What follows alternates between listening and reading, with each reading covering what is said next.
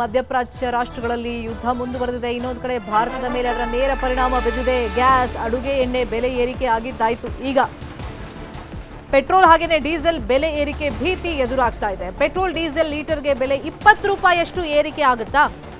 Petrol ಲೀಟರ್ಗೆ 22 ರೂಪಾಯಿ ಏರಿಕೆ ಆಗುವಂತ ಚಾನ್ಸಸ್ ಇದೆ. ಡೀಸೆಲ್ ಲೀಟರ್ಗೆ 24 ರೂಪಾಯಿ ಏರಿಕೆ ಆಗುವಂತ ಚಾನ್ಸಸ್ ಇದೆ. ಕಚ್ಚಾ ತೈಲದ ಬೆಲೆ ಏರಿಕೆ ಹಿನ್ನೆಲೆಯಲ್ಲಿ ಬರೆ ಎಳೆಯಲಾಗುತ್ತಾ? ಯಾವುದೇ ಕ್ಷಣದಲ್ಲಾದರೂ ದರ ಏರಿಕೆ ನಡೀಬಹುದು ಅಥವಾ ಆಗಬಹುದು ಅಂತೇಳಿ ಮುನ್ಸೂಚನೆಯನ್ನು ನೀಡಲಾಗ್ತಾ ಇದೆ.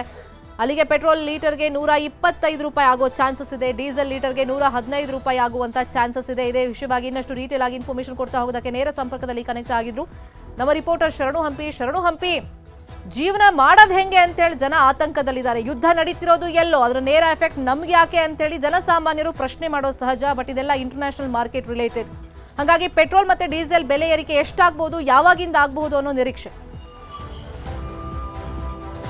ಶರ್ಮಿತಾ, ಇದೀಗಷ್ಟೇ ಪೆಟ್ರೋಲ್ ಮತ್ತು ಡೀಸೆಲ್ ಬಂಕ್ ಮಾಲೀಕರ ಅಧ್ಯಕ್ಷ ಅಂತ ಬಾಲಾಜಿರಾವ್ ಜೊತೆಗೆ ನ್ಯೂಸ್ 18 ಕನ್ನಡ ಮಾತಾಡಿದ್ವಿ ಮತ್ತು ಖಚಿತಗೊಳಿಸಿದ್ದೇನು ಅಂದರೆ ಹೌದು, ಡಿಸ್ಟ್ರಿಬ್ಯೂಟರ್ಗಳಿಗೆ ಎಲ್ಲರಿಗೂ ಕೂಡ ಪತ್ರ ಬಂದಿದೆ. ದರ ಹೆಚ್ಚಳ ಬಗ್ಗೆನೂ ಕೂಡ ಅಧಿಕೃತವಾದಂಥ ಪತ್ರ ಬಂದಿದೆ. ಆದರೆ ಎಷ್ಟು ಹೆಚ್ಚಳ ಮಾಡ್ತಾರೆ ಅನ್ನೋದ್ರ ಬಗ್ಗೆ ಸ್ಪೆಸಿಫಿಕ್ ಆಗಿ ಏನು ಹೇಳಿಲ್ಲ. ಆದರೆ ಕ್ರೂಡ್ ಆಯಿಲ್ 60% ದರ ಹೆಚ್ಚಳ ಆಗಿದೆ. ಅದರ ಜೊತೆಗೆ ಪ್ರತಿ ಬ್ಯಾರಲ್ಗೆ 70ರಿಂದ ಈಗ 115 ರೂಪಾಯಿ ಆಗಿದೆ. ಈ ನೆಲೆಯಲ್ಲಿ 60% ಹೆಚ್ಚಳ ಆಗಿರೋ ಕಾರಣಕ್ಕಾಗಿ ಕನಿಷ್ಠ ಏನಿಲ್ಲ ಅಂದ್ರೂ ಕೂಡ 5 ರೂಪಾಯಿ ಪರ್ ಲೀಟರ್ಗೆ, ಅದು ಪೆಟ್ರೋಲ್ ಇರ್ಬೋದು ಮತ್ತು ಡೀಸೆಲ್ ಇರ್ಬೋದು, 5 ರೂಪಾಯಿ ಹೆಚ್ಚಳ ಮಾಡಬಹುದು. 20-22 ರೂಪಾಯಿ ಹೆಚ್ಚಳ ಮಾಡುವಂಥ ಸಾಧ್ಯತೆಗಳು ತುಂಬಾ ಕಡಿಮೆ. ಕೇಂದ್ರ ಸರ್ಕಾರ ಅದರ ನಷ್ಟವನ್ನು ಭರಿಸಲಿಕ್ಕೆ ಮುಂದಾಗ್ತಾ ಇದೆ. ಇವತ್ತಿನ ಸಭೆಯಲ್ಲೂ ಕೂಡ ಈ ಬಗ್ಗೆ ಚರ್ಚೆ ಆಗಿದೆ. ಈ ಹಿನ್ನೆಲೆಯಲ್ಲಿ ಇನ್ನೊಂದು 2 ದಿನದಲ್ಲಿ ದರ ಹೆಚ್ಚಳ ಆಗೋದು ಬಹುತೇಕ ಖಚಿತ.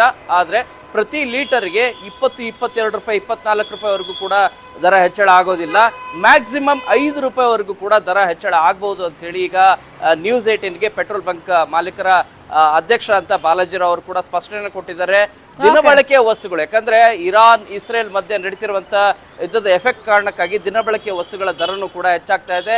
ಇದರ ಎಫೆಕ್ಟ್ ಈಗ ಪೆಟ್ರೋಲ್ ಮತ್ತು ಡೀಸೆಲ್ಗೂ ಕೂಡ ತಟ್ತಾ ಇದೆ. ಫಾಲೋ ಅಪ್ ಮಾಡೋಣ ಸುದ್ದಿ. Thank you ಶರಣಂಪಿ. T20 ವಿಶ್ವಕಪ್ ವಿಜೇತ ಟೀಮ್ ಇಂಡಿಯಾಗೆ ಬಂಪರ್ ಘೋಷಣೆಯಾಗಿದೆ. ಅಂದರೆ ಬಹುಮಾನ ಘೋಷಣೆ ಮಾಡಲಾಗಿದೆ. 131 ಕೋಟಿ ಬಹುಮಾನವನ್ನ BCCI ಘೋಷಣೆ ಮಾಡಿದೆ. ಆಟಗಾರರಿಗೆ 131 ಕೋಟಿ ಬಹುಮಾನ ಘೋಷಣೆ ಆಗಿದೆ. T20 ಗೆದ್ದ ಭಾರತಕ್ಕೆ ICC ನೀಡಿದ್ದು ಸುಮಾರು 20.42 ಕೋಟಿ. ಭಾರತ ತಂಡಕ್ಕೆ BCCI ಪ್ರತ್ಯೇಕವಾಗಿ ಬಹುಮಾನವನ್ನ ಘೋಷಣೆ ಮಾಡಿದೆ. 131 ಕೋಟಿ ಬಹುಮಾನವನ್ನ BCCI ಘೋಷಣೆಯನ್ನ ಮಾಡಿದೆ.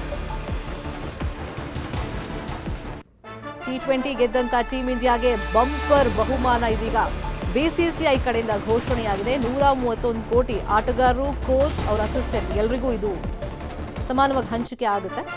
ಆಟಗಾರರಿಗೆ 131 ಕೋಟಿ ಬಹುಮಾನವನ್ನ ಈಗ ಘೋಷಣೆ ಮಾಡಲಾಗಿದೆ. ವಿಶ್ವ ವಿಜೇತ ಟೀಮ್ ಇಂಡಿಯಾಗೆ ಭರ್ಜರಿ ಗಿಫ್ಟ್ ಅನ್ನ BCCI ಕಡೆಯಿಂದ ಅನೌನ್ಸ್ ಮಾಡಲಾಗಿದೆ.